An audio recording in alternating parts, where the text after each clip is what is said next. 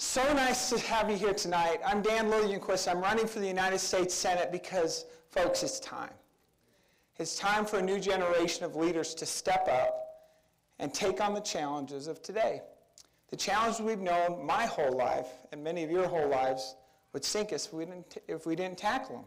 It's time for our leaders to balance our budget, to live within our means, and to put this country on track for now and in the future.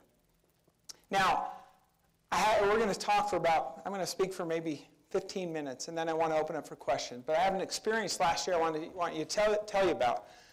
My wife and I, we have 6 kids. My oldest is 11. My youngest is will be 2 in May. And last year we were walking around Target, which is like going to Disneyland for us. And we were walking through Target, and we saw a game. Some of you may remember the game Hungry, Hungry Hippos. Do you remember that game? Great game.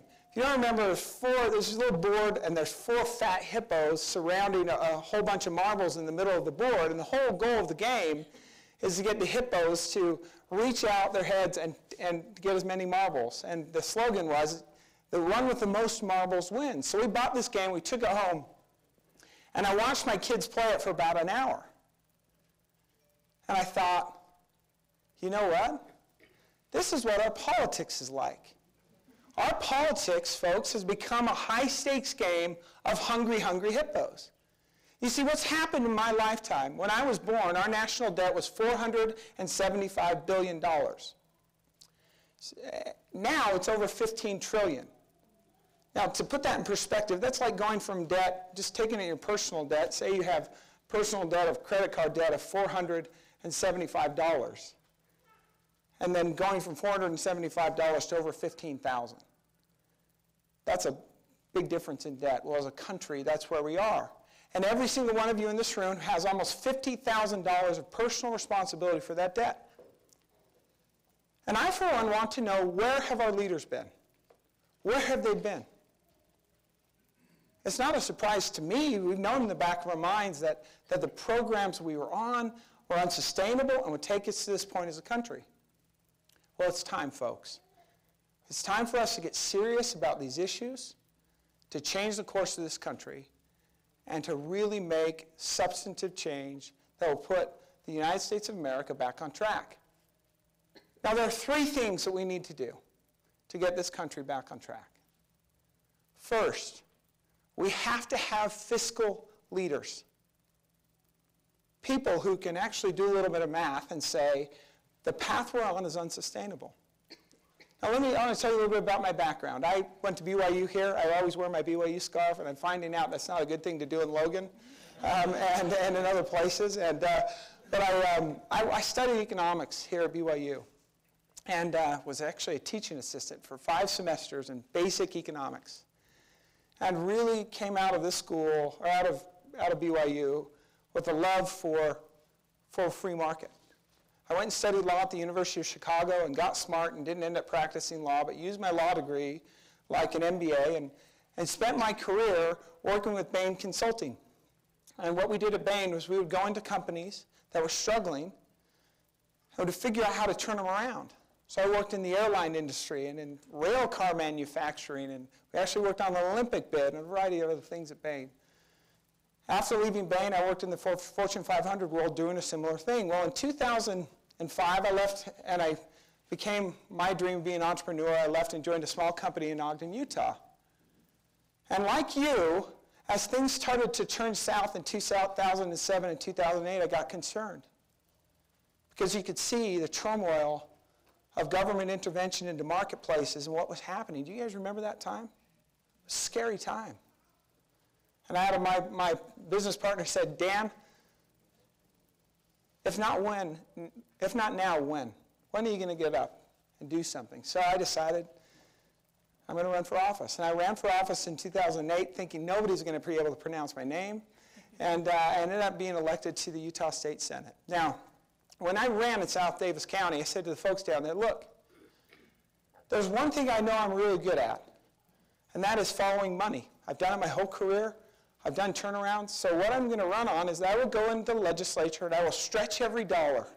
And I will make sure that the taxpayers of this state are having their funds used wisely. So when I got elected, what happens, and when you get elected to the legislature, what happens, you'll sit down with the Senate President and the Speaker of the House, and they'll say, what do you want to do?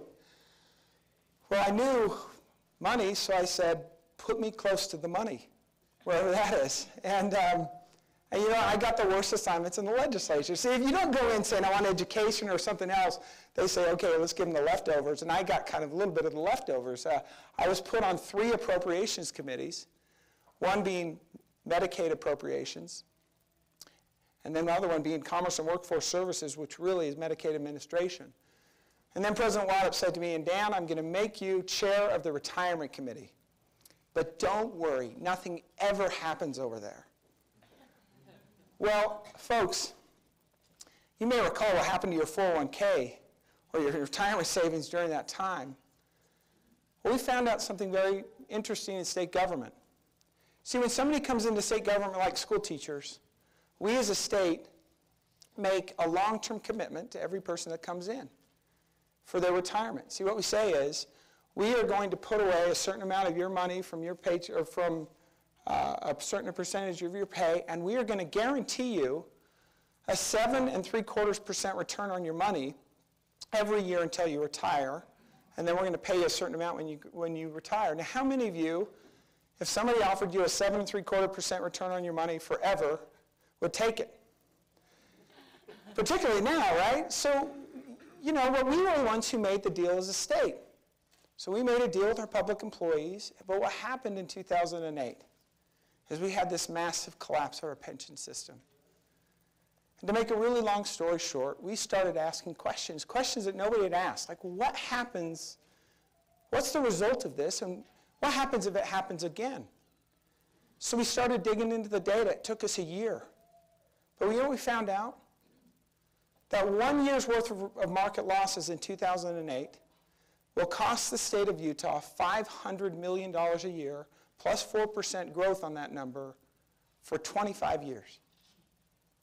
That's 10,000 school teachers that we will not be able to afford in classes for 25 years. So what we decided to do is we had to fix it. Because you know what? Hindsight's 20/20. We made commitments, and it's our job to meet our commitments. So we moved forward with legislation that said, going forward, we're going to do things a little bit different. To meet our commitment to the people who are retired, who are in the program now, we've got to do things differently going forward. So we ran a bill, the first state in the country, to run a bill to say we are going to make sure that our pension system is sustainable long term. Well, you know, folks, pensions are like Social Security. It's a similar thing. We've known our whole life that Social Security was unbalanced. And for the first time in the history of this country, a U.S. president last August said, if you don't raise the debt ceiling, we're not going to send out Social Security checks. Really kind of threatening all of us. Well, we were able to take a pension bill forward. It was very unpopular. In fact, I remember, some of you may know Kurt Bramble, Senator Bramble. He called me one Saturday morning before the session and said, Dan, I'm here at the Capitol, and there's a whole lot of people here, and they're chanting your name, which I know how Liljenquist is to say, so they probably practiced. So I was a little nervous, and he said, and it's not good. So I got my kids, we loaded them up in the minivan. My wife and I had 5 at the time, and I drove out to the Capitol, and I thought, okay, how many really could there be? And if you drive up Victory Road, up behind the Capitol, and come around, you can't see the front of the Capitol. And we turned around the corner, and there were 4,500 people with signs. They were organized, chanting my name. And we came to the stop sign. You need to come up State Street. There's a stop sign at the top of the hill. And there were people crossing the crosswalk, and I was just sitting there with my ball cap on, praying, looking at the steering wheel, praying they wouldn't recognize me, right? And my son said to me, Dad, do these people hate you? Because he was nervous too. And I said, Jake, I wanted to say yes, they do. But I said, Jake, they don't understand what we're trying to do. And then I drove home as fast as I could. And then the cameras came and the whole deal. But what we had to do, folks, if we were going to meet our commitment as a state to our state workers, which we should, we had to look at things differently going forward. And so we passed the bill, and we're the first state in the country to do it. I spent last year going to 16 other states, talking with almost 40 total, helping them reform their pension system. See, we all have this problem where we make long-term commitments, and we hope that we have the resources to meet them. And when we find out we don't, we have to do things differently. Well, I came to the legislature to do something. And on that issue, we did something. Followed up the next year with Medicaid reform. When I graduated from BYU, Medicaid was 9% of our budget. Now, Medicaid is a free health care program for the poor. And I, like many of you, I'm okay having a safety net. I think it's good to be able to catch people and get them on their feet and get them moving. But we found out by the time I sat down on my first day on the job in 2009, Medicaid spending was 18% of our budget. So from 9 to 18% in 10 years. And when Obamacare passed, we started looking forward and saying, where are we going to be by 2020? You know what we found out? If we did not reform Medicaid in this state, and we put in 30 cents on the dollar and then we put in 70 cents, it gets kind of laundered through the federal government, comes back to us. But we couldn't afford that 30 cents. If we leave Medicaid on the same path we're on today, by 2020 in this state, it will grow from 18% to 36%. And that's without Obamacare. With Obamacare, it could be as high as 46%. Now, to put that in terms that maybe we could understand, because I said, that's just numbers, right? Here are our choices in the next 5 years in this state. We either dramatically raise taxes, close down the University of Utah, which I'm actually okay with, or Utah State, or actually 3 of our higher ed institutions, lay off 15,000 school teachers, or close down every other aspect of state government, including roads and prisons, or we reform Medicaid. But by looking forward a little bit, we started to realize our choices are pretty clear what we have to do. So we worked for a year to bring all the parties together and say, what do we do? And we came up with a bill that caps Medicaid spending in this state and limits it to the growth rate of what we can afford, our state budget.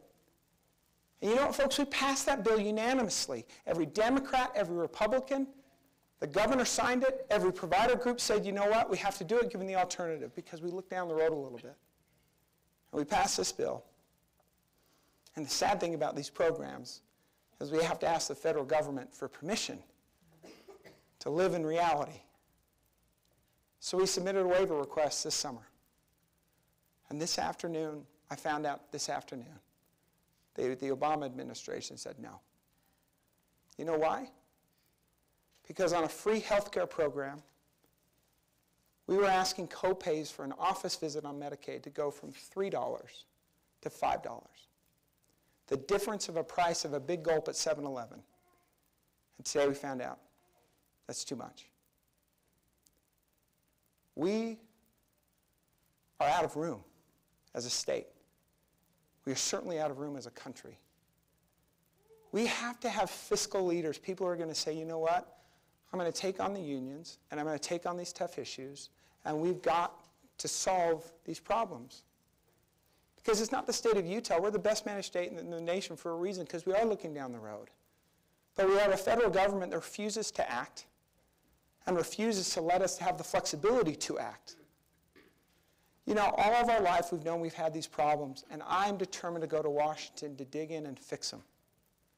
We have to have fiscal leaders. The second thing we need, we have got to get back to the principles of self-reliance in this country.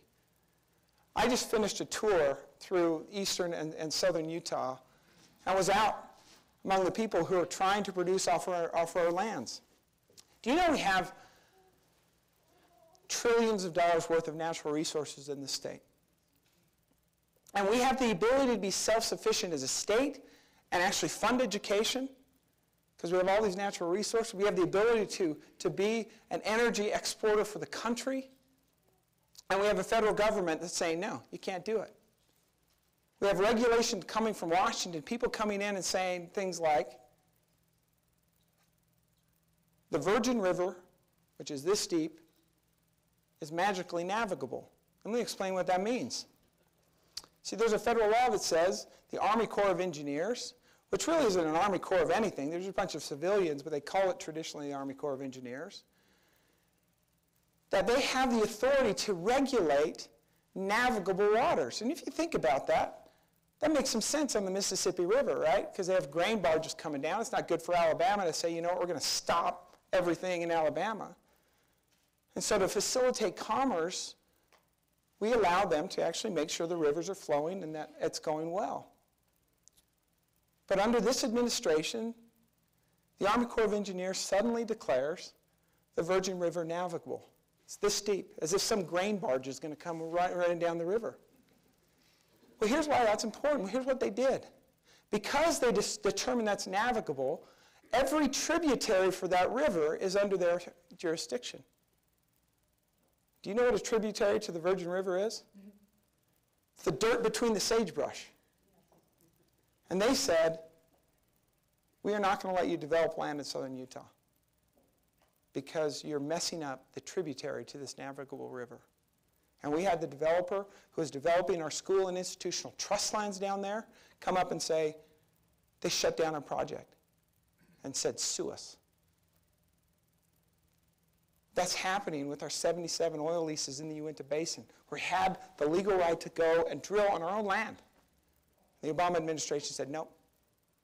We have 60 people in the EPA office out there just trying to find ways to shut down natural gas and oil exploration on our own land.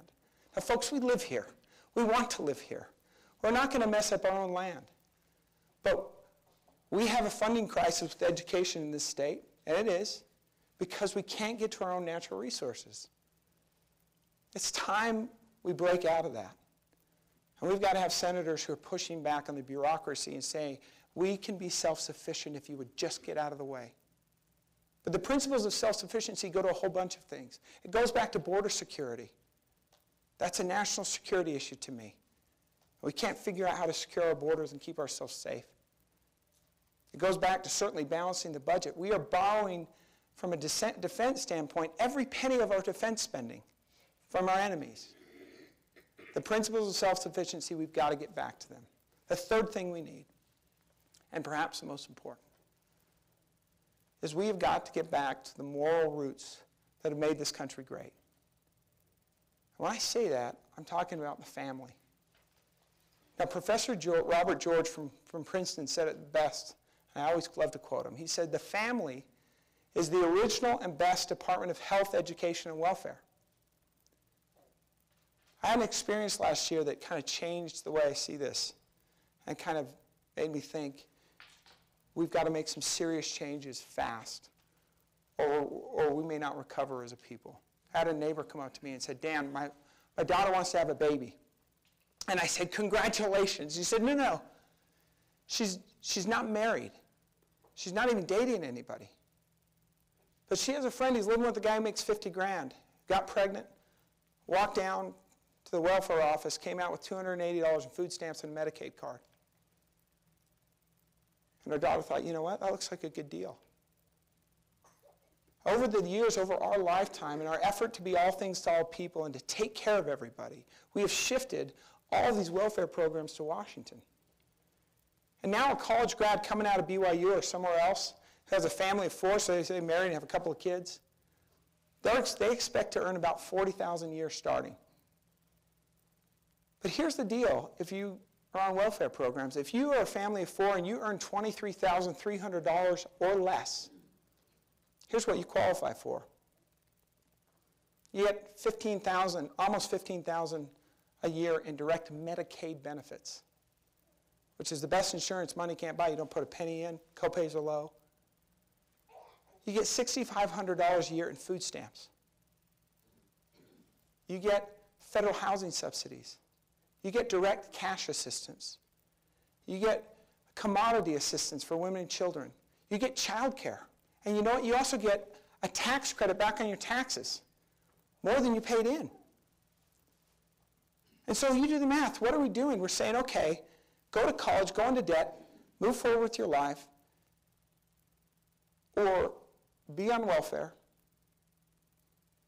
and you get about $35,000 in direct dollar-for-dollar benefit on top of that. Folks, the sad thing is we're trapping people. We're trapping people in that circumstance. And they're making changes and decisions they wouldn't ordinarily make, like I want to have a baby out of wedlock. See, welfare programs in this country are eating right at the heart of the economic necessity of the family. And that's concerning to me. 1/3 of our babies in the state are born on Medicaid. 1/3. And that's growing. Now, we're the ones who make the deal. The people in this state, we get welfare.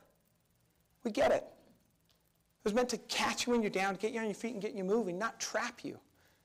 And in some ways, we've created a welfare system that has become a hammock, and it's hard to get out of. All of these problems we just highlighted, from the long-term entitlement problems that have us on a runaway train fiscally, to the self-reliance problems we're having because we can't get access to our loan lands, to the family problems we're having because of welfare things that come in and really strike at the core of this. All of this comes back down to we have lost our way as a country because we have shifted so much power to Washington over our lifetimes. And we've done that because of this game of hungry hippos. Because states have done it. We've gone with our hand out. Cities have done it. Our people have done it. And Congress have been handing out the money. Well, we are out of money. And we are out of time. Now, I'm confident we can change the direction of this country.